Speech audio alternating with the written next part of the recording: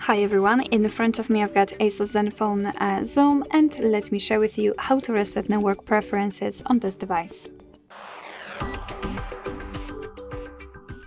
So let's start with opening the system settings,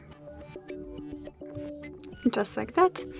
And here we have to scroll down in order to find special section which is called Backup and Reset. Let's tap on it. Then let's tap on Network Settings Reset, and as you can see, your device will inform you what it will actually reset, so among others Wi-Fi, mobile data and Bluetooth. So let's tap on Reset Settings, enter the screen lock if you've got one, and tap on Reset Settings again. And as you can see, we've got this information that the network settings have been reset successfully.